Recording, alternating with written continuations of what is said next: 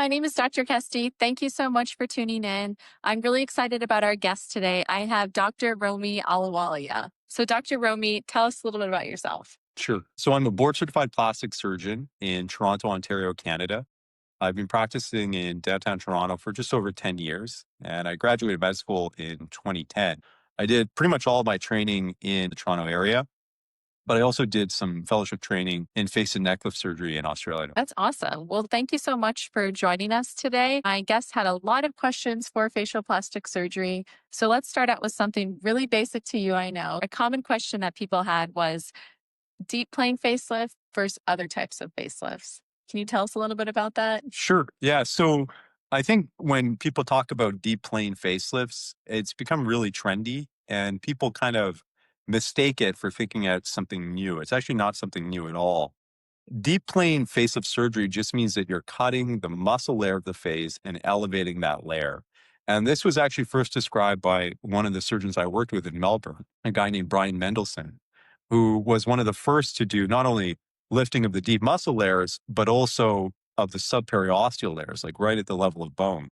And he described all of this and also mapped out the anatomy in great detail. So deep plane facelift surgery has been around for a really long time. And, the variations of it that exist today are actually not that different from the ones that existed 20 years ago. But there's modifications. I think the real question about deep plane facelift comes from when people look at pictures of Kris Jenner and they say, well, this isn't a normal facelift. What did she do? She must have done a deep plane facelift. And the reality is she probably didn't have a extensive deep plane facelift surgery when you look at what was done, but rather it's more something along the lines of removing part of the muscle layer. We call it a mastectomy. And then combining that with something else that I think is really exciting, both from a dermatologic perspective and also from a plastic surgery perspective, which is the use of stem cells in aesthetic medicine. And historically, that's been a very controversial topic. The reason for it being the original way that people used to get stem cells was embryologic stem cells for research. This is no longer the case. You don't need embryologic stem cells for medicine, whether it be for aesthetic or regenerative purposes. But instead, we get stem cells from different sources on a person. So, popular right now, especially in the dermatology world, is taking a hair follicle, getting stem cells from that, and creating a secretome from it, which is basically a stem cell rich matrix, and then basically microneedling it into the skin. Much better than that is using NanoFat.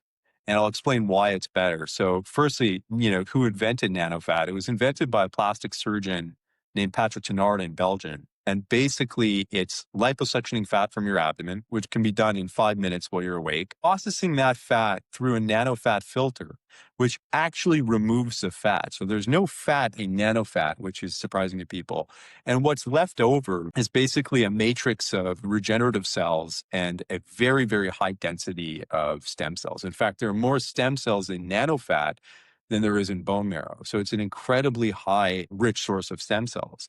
Now, what you do with those stem cells from an aesthetic medicine perspective, from a dermatological perspective, is we incorporate them in a surgical manner. So, rather than kind of putting them on as a topical serum, we can puncture tiny holes with like an aggressive form of microneedling and place the stem cells into the skin. Again, you can be awake, but just, with local anesthetic so you don't have any pain. And it basically puts the stem cells into a deeper layer. Those stem cells over the next 3 months, they're not just going to take away wrinkles and smooth out lines, but they're actually going to restore the skin at a deeper level. So the stem cells are going to take your skin back a few decades. The skin quality becomes thicker, the collagen becomes richer, and the skin also tightens as a result, both of the deep microneedling and the stem cell working together. And we incorporate this in all of our facelift surgeries. So when you look at a surgery like Kris Jenner's, it's not necessarily that she did a massive operation, like an extended deep plane facelift, but much more likely that she had a surgery where they lift the skin and fat, have a look at the muscle layer, cut it, remove part of the muscle layer called the mastectomy, undermine, and then reposition the muscle layer to tighten it in a permanent fashion. So it is a form of deep plane surgery, but not too extensive. The mid-face and the center area was likely addressed using what I'm talking about, which is the use of stem cells, deeply microneedled or even injected using, cannulas into the deeper layers of the skin and the most superficial layers of the fat. And then over time, you see a very natural rejuvenation of the face. So, when you're talking about NanoFat, is that kind of an alternative to platelet rich plasma for patients? I think it's vastly superior to PRP for a variety of reasons. So the first thing is, what is PRP? You basically take the plasma level of the blood, centrifuge it, and you get out, cells that are rich in regenerative matrices, but no stem cells. So, you'll increase collagen and fibrin and elasticity, but you won't really regenerate the skin. You just kind of transplant those things in and hope that some of it takes. And it does, but not nearly at the level we're talking about. The two are completely different in that one is actually bringing stem cells into the skin, and you can see those transformations. You can see it in some of our facelift patients that are on our gallery as well, where not only are we removing excess skin and fat, but you see this transformation in the skin. In the skin quality. Yeah, that actually leads me to a question for you. My favorite thing is CO2 laser. I think it's unbelievably good for skin, for the right skin type. Have you ever considered using CO2 laser with NanoFat, or could you microneedle at the same time as CO2 laser? Is it too aggressive? I think you definitely could. I mean, I think it's definitely interesting technology that I'd love to come watch you and learn how to do it on my patients because, sometimes I'll do a fully ablative CO2 and then a fractionally ablative CO2, which is kind of what you're talking about, kind of poking those deep holes. You do have an opening into the dermis and, into the subcutaneous fat if you go deep enough, where you could put something on top. Things that we do in the laser world that we put on top, obviously we put platelet-rich plasma on top. There's some evidence for putting some Sculptra on top.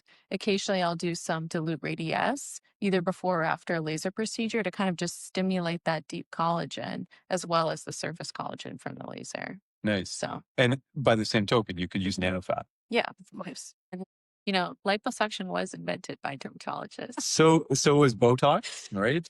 Yeah, dermatology, Ophthalmology, the yeah. corronters. So, So everything is invented by dermatologists. I think liposuction was invented by Klein, who was a dermatologist. yeah. And we still call a Klein solution for the infiltration for liposuction. Yeah, I Absolutely. think, this is definitely cutting edge technology that Dr. Romy's talking about. So we'll probably see this in more and more practices, both plastic surgery and dermatology, laser surgeons coming up in the next 5 to 10 Right. years. I think there's going to be a really important intersection between stem cell regenerative medical therapies, laser resurfacing at a kind of a deeper layer, and then, some traditional things like facelifts. But I do think that the trend is going to go away from extended deep plane facelift surgeries to more conservative deep planes and then addressing the central face with other methods like stem cells and laser resurfacing. So just to kind of summarize what you're saying about deep plane facelifts is it sounds like there's multiple different ways to do a quotes deep plane facelift. Yeah. And, as a well-trained plastic surgeon, are you able to kind of look at a patient, do the consult, and then you kind of surgically plan which kind of type you do? Sure, but Or you don't do need to be a well-trained plastic surgeon to do that. You can tell, if somebody comes in and they have a huge amount of skin in the central aspect of the neck, you need to do a bigger operation. Okay. And you need to address the deep plane in some manner. And pretty much every facelift technique does that, apart from SMAS plications, which is where you just tighten the outer layer of the muscle. But most of them do. The question is, how far do you need to go? And if you have a really saggy neck, then yeah, do an extended deep plane facelift.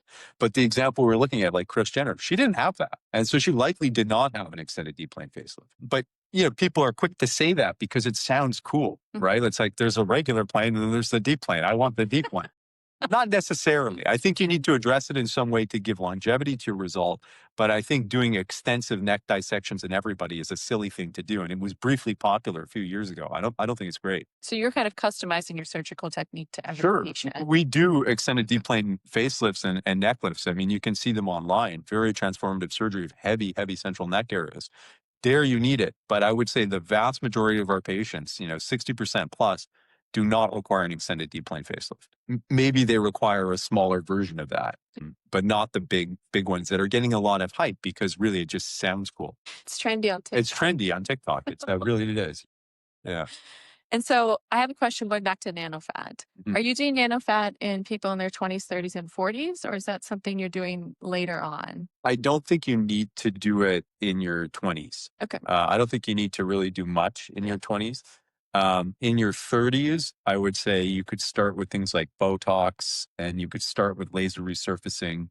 When you start to notice a change in the skin quality where you're losing a bit of skin elasticity Okay. and where the skin is becoming thinner, so we're talking more like late 40s, 50s, that's where NanoFat is really powerful because it's going to restore what you had previously. If you already have thick, collagen rich skin with good elasticity, there's no point in doing NanoFat to it. Okay. Yeah. And the method of delivery also matters, right? Like, I mean, if you have significant skin laxity, you need at least some degree of a facelift, a mini facelift awake. And then, once you've removed some of that excess skin, tighten the muscle slightly, then you can go ahead and do the NanoFat microneedling. In my practice, we call NanoFat microneedling, as a sole procedure, a nano glow facial. And when we combine it with a mini facelift, which again is an awake thing, we call it a nano lift. Okay. Yeah. And so tell us about the process for patients that are interested in kind of that nano lift. It's pretty straightforward. It's kind of like going to the dentist, which nobody likes either, but it's not insanely painful or anything like that. Usually we give a little bit of sedation when patients check in. We usually do our procedures at the hospital. You're awake during the procedure. You'll feel a slight pinch with freezing in the abdomen, and then we'll liposuction a small amount of fat. It could be a larger amount if you wanted, but for our purposes for face surgery, we only need a few cc's. When we take that fat, we pass it through a NanoFat filter, which effectively removes the adipocytes, the fat cells, leaving us with the NanoFat. The NanoFat is then put into a little device that microneedles it into the skin. And the microneedling is deep, very deep. Like 2-3 millimeters? 3 millimeters, Okay. pushed very aggressively. I mean, if you don't know what you're doing, you can even get facial nerve palsies and things like that. Yeah. It's very deep and there's bleeding with it. But, when we put local anesthetic into the area, we start with topical and then we inject local and we fully nerve block the face. So you just feel a little bit of pressure. But we NanoFat microneedle to bleeding. And the device, it's like a hydrosense type of device. We'll inject the fat deep layers all the way out. And so that's what is involved in nano glow facial. And then if people are doing a nano lift, at the same time, we make an incision that goes along the ear area here and then back around the neck. We undermine, again, local anesthetic. You don't feel pain, but you feel a bit of tightening and pulling. And we remove, in many cases, maybe about an inch or so of skin on either side and tighten the muscle layer, the submuscular aponeurotic system, to give longevity. So that will really help clean the jawline up. The two together are powerful, and they work well for people who don't have a severe problem, and they prevent a lot of problems from showing up later on as well. I mean, your before and afters are just incredible Thank on you. your website. Good. I've never seen anything like it. It's tricky because, for every, picture that you have, there's like 100 people who Yeah. won't let you show their pictures. Some of them have even better results. Yeah, that's how it is with cosmetics. It's like Yeah. my best before and afters are walking around Yeah. or on TV. That's kind of how it is. But yeah, your before and afters are really, really amazing. Yours as well. So- Thank you. And what if you're a dermatologist or plastic surgeon listening? Can we come and learn NanoFat from you? Yeah, sure. I mean, anyone can do it. One of the good things about NanoFat and the use of stem cells through NanoFat is as long as they're autologous stem cells, meaning you get them from the patient and inject them into the patient, there are not, FDA regulations and Health Canada regulations around that.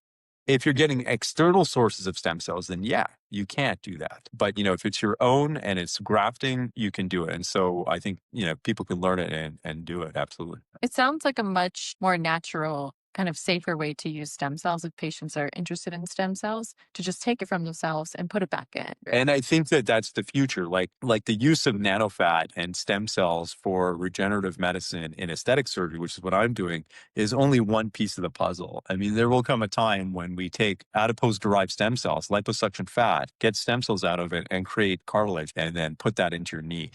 And it's a paradigm shift from, ablative medicine to regenerative medicine.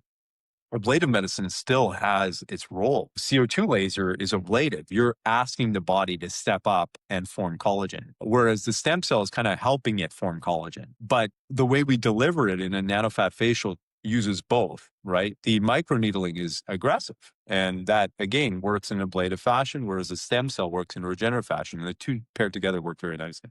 Well, that's awesome. Well, this is really cutting edge science. Yeah. Thank you so much for explaining all of that. Yeah, no problem. If I'm a patient watching and I'm interested in coming to do a consult with you to talk about facelifts, neck lifts, NanoFat, all these things, where do you practice? So we're based out of downtown Toronto. So, you can get in touch through our website, romyplasticsurgery.com, ROMY, plasticsurgery.com, and fill in the form and set up a consultation. If you're not from Toronto, you can do a video consult first. So, Dr. Romy, you've been practicing now for over 10 years. Tell us about how the change in social media, patients are becoming much more educated Tell us about how that's affected your practice. I think that social media in medicine is actually terrible. I think it does nobody a real favor because half of the stuff that people are watching is fake. Mhm. It's not even true. It's also causing people to do crazy things, like they'll fly overseas to get surgery. There's been cases where people's kidneys have been removed, doing things like that. I think social media in medicine is not helpful. And the only reason that board certified plastic surgeons are doing it, dermatologists, is so that we can fight some of the misinformation around it. But it's actually incredibly time consuming. And if you don't really need the patients, like it's not really helpful to you from a practice standpoint. It's more helpful from you so that people don't just say like complete nonsense. And you want to intervene at some point, like you have almost a moral obligation to say, well, wait a minute, what you're saying is not true. You're just going to rip people off or going to harm somebody. And there's so much of that. And there's so many, like I had a friend whose before and after pictures appeared on a Turkish website. And he's, like it's very rampant. And it's not just overseas stuff. And so I'm not a big fan of social media. And I remember like when I started in this business, it was 2006. And this was not the case. If you wanted to learn about plastic surgery, you would meet with the surgeon and go from there, which is a good way to do it. I think now, because the genie's out of the bottle, you need to get as much information as possible because you're going to encounter misinformation no matter what. And I think a really good thing is to go to a surgeon or a dermatologist that your friends would be to, that like firsthand is good, not just internet hype. Yes, that's very good advice. I always tell people if I'm like, hey, I live in Boston, I need a laser surgeon. Well, I know people in Boston that I can refer you to, but if you're somewhere that I don't happen to know someone, I say, look at their credentials and look at their before and afters and call the office for lasers in particular and ask the secretary what percentage of their time did they spend doing lasers. And if it's less than 50%, don't go to them. Yeah. So what would be like your screening questions for a plastic surgeon? So by far, the most important thing is to make sure you're going to a real plastic surgeon. Tell us about that. That sounds crazy, right?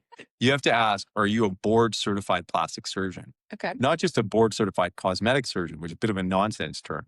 But the sad reality is both in Canada and the United States, as long as you're a doctor, meaning you're licensed to practice medicine, you could do anything, meaning a family doctor could go do your tummy tuck. They could do anything, which is insane, right? It shouldn't be like that, but it is like that. Now, people don't practice wildly out of their scope, but in cosmetic surgery, you see that. And some of it is reasonable. Like a lot of our ENT, like otolaryngologist colleagues, do fellowships in facial plastic surgery, and they're not board certified plastic surgeons, but they're board certified in facial plastic surgery. They do a fine job. Nothing wrong with that. But there's some cases where people are, obs gynae trained, and they do a 1-year fellowship in cosmetic surgery, and they're surgeons. They don't, do terrible things, but they don't have the same results. And the patients don't know that. They have no idea. So I'd say the number one question to ask a plastic surgeon is, are you a real board certified plastic surgeon? And the next question to ask them is, really? So, make sure that, and if you do that, I don't think you'll run into a lot of trouble. I don't think there's a wide variety in terms of quality of board certified plastic surgeons in Canada, the United States. Board certification in Canada is across the board with the Royal College. In the United States, it's optional, but it's a very high standard. And I don't think any of those people, as a group are doing crazy things. So I think wherever you live, if you go to a board certified plastic surgeon, you'll likely have a similar outcome. Some people have specialties in one thing or another, but make sure you're going to a real plastic surgeon. Okay, Dr. Romy, follow-up question on that. And this is Sure. going to sound very basic, but there are a lot of people that are board certified in this, board certified in this. So what board exactly? Like, let's say I'm a patient looking at your website. Right. You're a board certified plastic surgeon. What board are you certified by? Because some people advertise as a board certified plastic surgeon, but they're board certified in dermatology. So there are different boards, right? Like we talked about, there's an American Board of Cosmetic Surgery and Cosmetic Medicine, which is not really the same thing in any case. So you want to make sure in America that you're board certified in plastic and reconstructive surgery. That's a board certification. And in Canada, that you're a fellow of the Royal College of Canadian Physicians and Surgeons in plastic surgery, meaning you have a specialty in plastic surgery. Or, I think it's very reasonable to also see ophthalmologists. Like my cousin is an oculoplastic surgeon. He's an ophthalmologist, who specialize in plastic surgery of the eye, and they can do upper and lower lid blepharoplasties and things like that. Very reasonable. ENTs, otolaryngologists, they do fellowships in facial plastic surgery. They can work on your face. Very reasonable. Okay. Thank you so much for answering that question. So the question is, there are some doctors who are not surgeons who are doing mini facelift surgeries. And I think this is, a terrible idea for a variety of reasons. But mini facelift surgery, it's kind of a weird term. But if you don't do a lot of facelift surgery, and you don't do like extensive deep plane neck lifts sometimes and other things, you're going to be a little bit scared when you do the surgery. And so what happens, it's not that these people are having disasters, but you cut a standard mini facelift incision, you undermine conservatively. Usually they're talking about like 2-3 finger breaths. They find the muscle there and put in 2 or 3 stitches to tighten it. Not an incredibly dangerous surgery to do. And then the redundant skin is trimmed away and they stitch it. And that's often the mini facelift you see when people are not kind of real plastic surgeons. The big problem with the mini facelift is the face does not move harmoniously. So what do I mean by that? This part will look smooth and tight, and this part won't change, and it looks a little bit weird. It's also not very powerful. It doesn't give you a lot of longevity. Earlier, we were talking about how most techniques need to address the deep plane in some way. It doesn't mean you need a massive surgery, but you need to give some longevity by cutting the muscle layer and moving it back. If you don't do that, it's harder to get longevity. So that's another problem with the mini facelift. But I think the real issue with it is not that people are doing these mini facelifts and then kind of, people are getting hurt. I think it's more that people are doing these mini facelifts and people are looking unnatural because the area that they're comfortable working in, where the nerve is relatively protected, is addressed thoroughly and the rest is not. And then it's not a good look. And also when you age, it doesn't age nicely either. Interesting. I see kind of a parallel to that in, my world, which is the laser world, which Yeah. is, people are using these devices that don't necessarily have the proper adequate training. And they do have a lot of complications actually in lasers. It's very, very common to have a lot of massive problems after lasers with Yeah. someone that doesn't know how to do it, doesn't know how to handle, if you do get a complication. But the majority of what I see, like complaints from people that come to me having lasers from outside people, is they just don't work. And they spend a lot of money on things that just don't work. And it really irks me as someone who's a specialist in lasers because I'm like, either buy the device, learn how to use it, and when patients pay you their hard earned money, deliver results for them. Yeah. Like I'm almost like a maniac with delivering results for patients. Yeah. And I feel like now there's kind of this separation between, especially in aesthetics, with plastic surgeons, lasers, and even people that do injectables like Botox and filler is, you know, we're living up here in this world of like really natural, beautiful, like elegant results. And then there's like this whole underbelly of just people that are paying, money and going through procedures and they just don't look good. I agree. I think there's a few reasons for that. It's very prevalent in places like Toronto where injection of filler and Botox is almost unregulated. I mean, in theory, it's regulated, but the reality is anyone can do it. They do it, whether it's legal or not. And often this stuff is bought on consignment. And so they buy it and they have it sitting there and then they want to inject it. And they want to inject it in as many places as possible. Right. And if you don't have other options, like for example, you don't have surgical options, then you're going to try and focus on, trying to use what you have. And it's a dangerous, slippery slope. And so what I see as a problem in that world is these kind of square faces that develop because like when you're 40 and you start to lose a little bit of fat in the malar flat pad, you get indentation at the orbital malar ligament. If you take a little bit of filler and inject it there, it looks pretty good. Like it looks smooth out and you think that's pretty good. That dissolves and then, your skin is stretched slightly. It takes a little bit more to get the same result. And then, you start to inject it around here to try and fill to lift up, which is, I think, a big mistake because this filling here to lift here doesn't work. And when you try and do that, you start getting really full here. At the same time, your tissue continues to descend. And so you get the jowling and the loose skin lower, and you get the full high cheek. And now you have a square and it looks unnatural. Yeah. Right.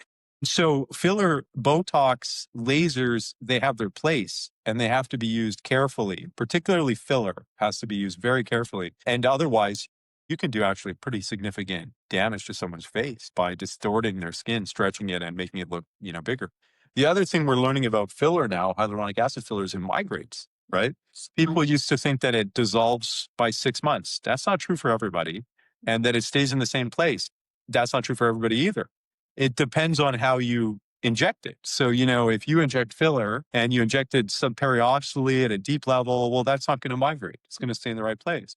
The less familiar you are with anatomy, the more superficial you'll go because you'll feel safer there.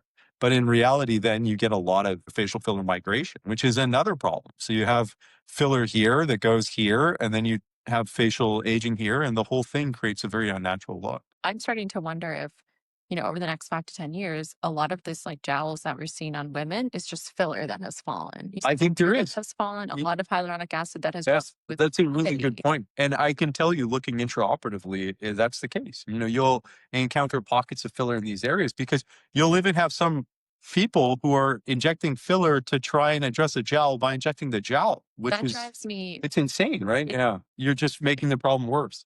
Yeah. So I would say for filler, be super careful. I think it has a role in a very subtle way for orbital malar indentation. I think it has a role in a subtle way for lips. Yeah, I Yeah. completely agree.